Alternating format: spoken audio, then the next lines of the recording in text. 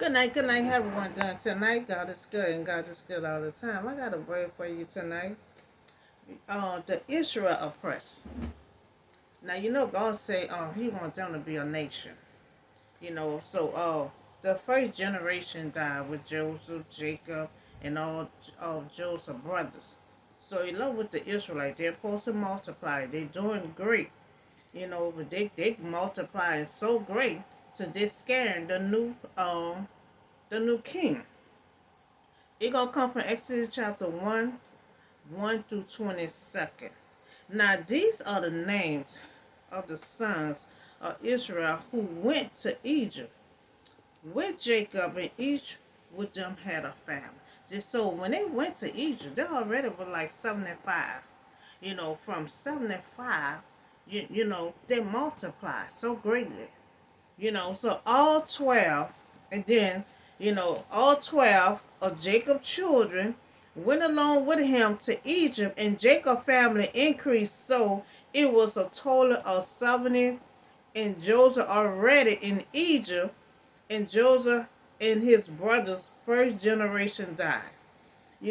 But the Israelite was exceedingly fruitful. When they multiplied greatly, increased numbers, and became so numerous, the land was filled with them. Now, it was strange though how they get oppressed, but they're growing so rapidly. They're growing so much, and I don't know how they let them oppress them, and they started growing. And now, Joseph was in charge. Joseph died, so they got a new king. You know, so So so the numbers of Jacob family 70.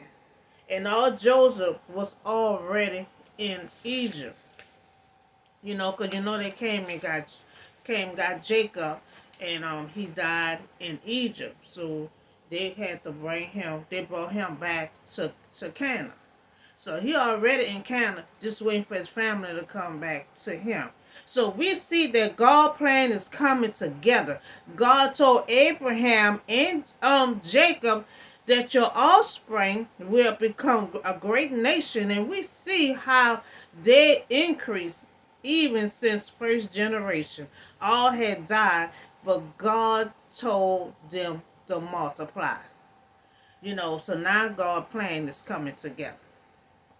And as you see, Jacob, number 70, Joseph was already in Egypt. So extended, family would have been well over 70 in this time, especially including on the servant. So now Joseph and all his brothers and all that generation had died. Now, since Joseph was in the leadership role in Egypt, had allowed Jacob and his family to settle in Egypt during the 70 years. But he was in charge. God told him gonna be in charge. So he was everything God put in his dream before he died. But the Israelites were exceedingly fruitful, and they multiplied greatly, increased a number, and became so numerous that the land was filled with them. The fulfillment of God's promise to Abraham required that Israel will so become numerous. The company accomplished this. This is a little family number of 70. So they started out with 70, and then they constantly just multiplying. And then a new king to who Joseph meant nothing.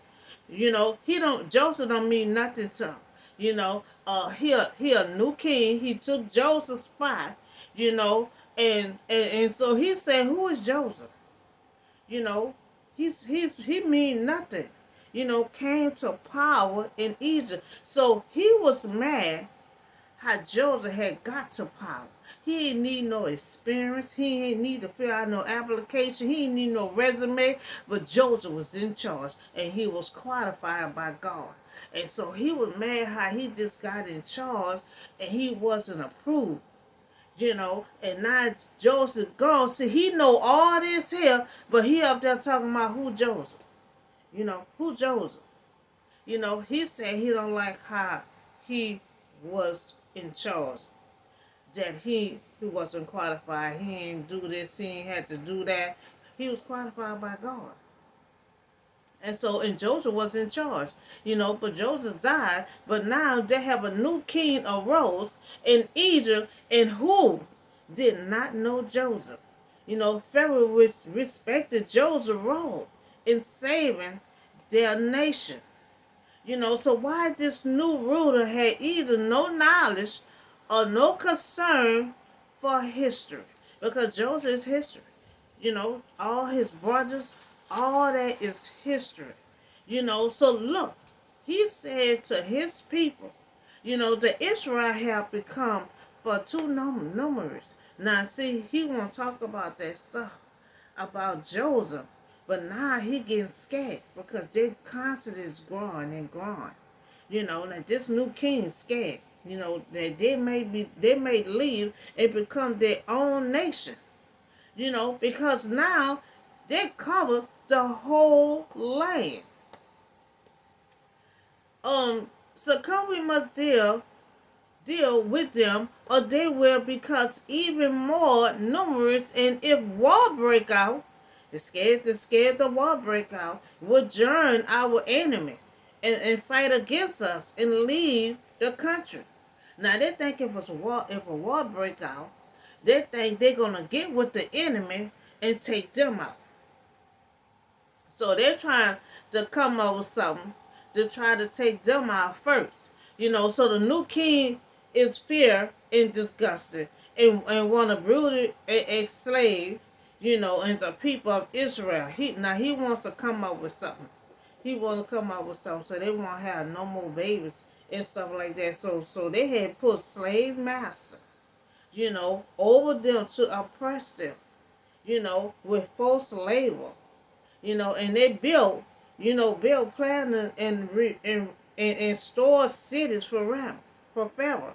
Now Pharaoh was afraid of the Israelites were becoming so numerous that they would organize their threat. And the kingdom was so made of. So slaves and oppress them to kill their spirit and stop their growth. And see, that's up. And that's how they'll do. They will try to stop your spirit, to keep you from growing. And that's how the devil do. The devil will stop your growth. The devil will stop your energy. The devil will do everything he can to stop your growth. But it wasn't no stopping for the Israelites. No stopping. Them baby just kept coming. But who create the babies? God. And God wasn't about to let them babies get killed. God just kept creating them babies and them babies. It just was no stopping. So, but the more there was oppressed, the more they multiplied and spread. So Egyptian came to dread the Israelite. And that's how it is. This tribe, it was no stopping for Israel.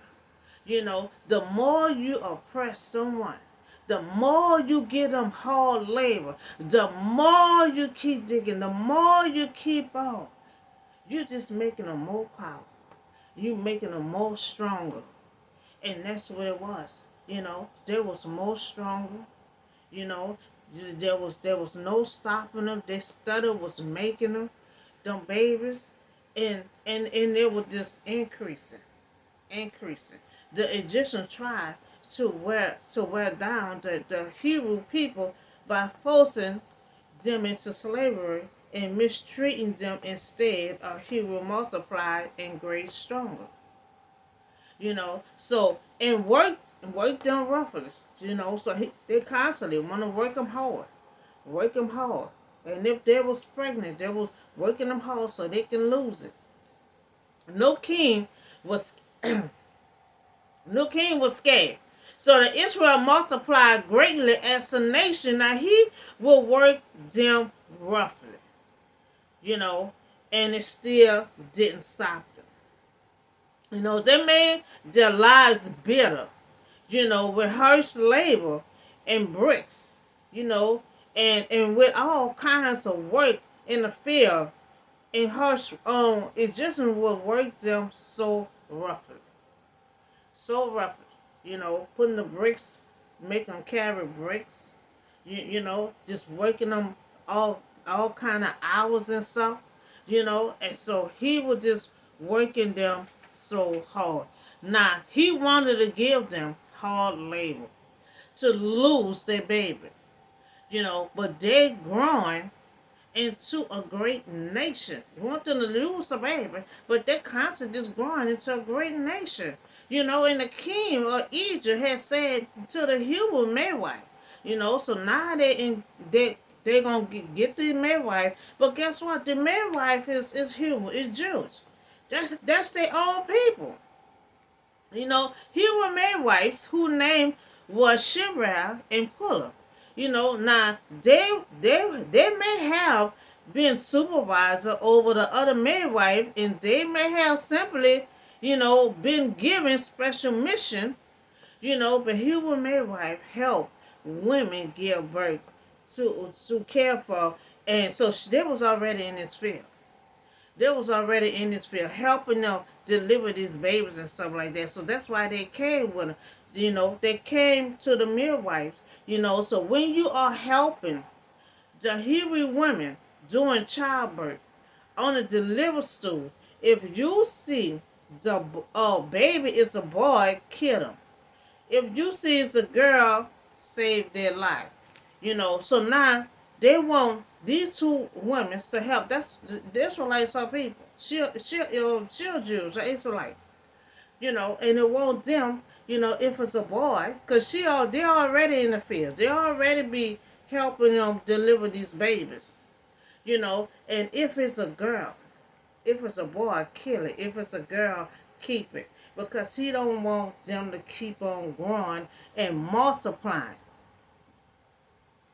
So these two Hebrew midwives are the Israelite God chose, and they fear God. So the midwives, however, fear God and did not do what the king of Egypt had told them to do. Now they let the boys live, so they decide to let the boys live. That means they did the right thing, you know. And their king, they gonna have to deal with the king later. But they fear him, but they fear God more. So they'll figure them out later on. In the meantime, they did the right thing by letting these boy babies live. Now, instead of the babies decreasing, they were increasing. So he looking around. He said, I don't see no decreasing. These babies just growing. They're just getting bigger and bigger. So when Pharaoh ordered the midwives to kill the Hebrew babies' boys, now he was asking the wrong group of people. He asked the wrong group of people. There is the Israelite. You asking them to kill their own people. You asking them to kill their own people. So midwife was committed to helping babies be born and not killing them. Now these women had showed great courage and love for God by raising their lives to disobey the Pharaoh command. And so they obeyed God and they trust him. Their king is me. But they didn't want, they don't have no children. So that's why they was in that field. They like being around babies. So they're not gonna kill babies, and they don't have no babies themselves. So then the king of Egypt, some of the midwives, and asked them, why have you done this? Why have you let the boys live? Because they noticed It's not decreasing. They're just all over, just growing so large. So now the king see that the Israelites were exceedingly increased. They were male babies. You know, and they know also God was in a mix of and God who create. God create the babies. So He create the babies. And the babies let them live. Live. And so He wasn't gonna kill the babies when He the one had told them to multiply. So and another thing, God getting this is God plan getting put together. And so this is Moses coming along. And so they want to kill all the babies. you know and one of the babies is gonna be Moses. And so Moses gonna be the one gonna lead, the Israelite. So he knew he could not stop God. They knew God was in the mix. They couldn't stop him. Who create the babies? He making the babies. He ain't gonna let it dead. If she would have killed her, he would have brought her back to life. He was gonna keep the baby going. The midwives will answer Pharaoh. The Hebrew women are not like Egyptian women. They are victorious and give birth before their midwives arrive. So God blessed the Hebrew midwives for not listening to the king who wanted them killed. So they saved the lives of innocent people. And so when they did the right thing, God was watching. You know, God was watching. And a lot of time, we thinking all the good work that we do it go to waste, but God be watching our good work. He be watching, you know, and he saw that they had saved innocent babies. So God was kind to the oh, oh, oh. God was kind to the midwives. And the people that increased became even more numerous. You know, God responded to the dangerous choice made by the midwife in defining Pharaoh's evil order, but they had protect all the boys. They would protect all the boys. And because the midwife fear God and give them families of their own. Now, see, they didn't have no family, and God give them family of their own. You see what I'm saying? So these women had showed great courage, to oppose His degree and protect their newborn children, and their courage, led them to blessing them with their own family. A treasure worth than any amount of money, leaving a great legacy for these brave women. So they don't have, they don't have a family of their own, but they saved family. You know, uh, they don't have no family, y'all, and that's why they was already in that field already. Already delivering babies. So they didn't have no family of their own, but they saved family. They did not, they did the right thing. They did the right thing, and God saw that. And they was brave, and they feared their king. They was brave. They feared their king, but they feared God more. So that anytime the king wanted to kill boys, a baby, what you think what they were gonna do then? So they were just being brave. They loved them children. They feared God more than they feared their king. And they made a right decision to make them babies live. So And so Pharaoh had give this order to all his people. Now every Hebrew boy that is born, you must throw into the river. You know, throw in the river. So the Hebrew are still growing. So he noticed they decrease, they increase. So he like, the Hebrew baby is still growing out of pure fear and racial discussing. The Egyptians seek other ways to reduction, in Israel power. So the midwife, they did, they had God blessed, just from doing the right thing. They had God blessed by God. They refused to listen to the outer God. You know, anything can be your outer God. You're supposed to listen to your boss to a certain extent. If it means it's doing the wrong thing, because killing somebody is wrong. So you got to make that decision. If you want to kill God people, or are you going to listen to God? So they had a decision to make, and they already had the king was their outer God. So they decided not to listen to their outer God. Then they had no family of their own, but they saved family. It was a blessing. So that's all I have for you today. So have a blessed and safe day, and I see you on the next video.